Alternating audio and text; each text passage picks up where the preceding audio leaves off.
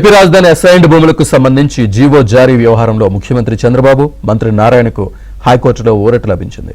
రాజధాని అమరావతి అసైన్డ్ భూముల విషయంలో అసైన్డ్ నిబంధనలకు విరుద్ధంగా 2016 ఫిబ్రవరి 17న జీవో 41 జారీ చేసి పలు అక్రమాలు చోటు చేసుకునేందుకు కారణమయ్యారనే ఆరోపణలతో వైసీపీ నేత ఆళ్ల రామకృష్ణారెడ్డి 2021 ఫిబ్రవరి 24న ఇచ్చిన ఫిర్యాదు ఆధారంగా సిఐడి నమోదు చేసిన కేసును కొట్టివేసింది.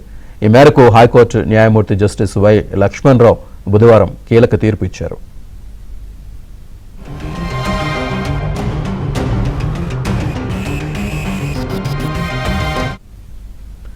రాజధాని అమరావతి అసైన్డ్ భూముల విషయంలో అసైన్డ్ నిబంధనలకు విరుద్ధంగా 2016 ఫిబ్రవరి 17న రాష్ట్ర ప్రభుత్వం జీవో 41 జారీ చేసి పలు అక్రమాలు చోటు చేసుకునేందుకు కారణమయ్యారనే ఆరోపణలతో వైసీపీ నేత ఆళ్ల రామకృష్ణారెడ్డి 2021 ఫిబ్రవరి 24న ఇచ్చిన ఫిర్యాదు ఆధారంగా అప్పుడు టీడీపీ అధినేత చంద్రబాబు, ఆనాటి మాజీ మంత్రి పి నారాయణపై ఎస్సీ ఎస్టీ వేధింపుల నిరోధక చట్టంతో పాటు ఏపీ అసైన్డ్ భూముల బదిలీ నిరోధక చట్టం ఐపీసీలోని పలు సెక్షన్ల కింద సిఐడి కేసు నమోదు చేసింది. వాదనలు ముగియడంతో న్యాయస్థానం ఇటీవల తీర్పును రిజర్వ్ చేసింది. కేసును కొట్టివేస్తూ బుధవారం నిర్ణయం వెల్లడించింది.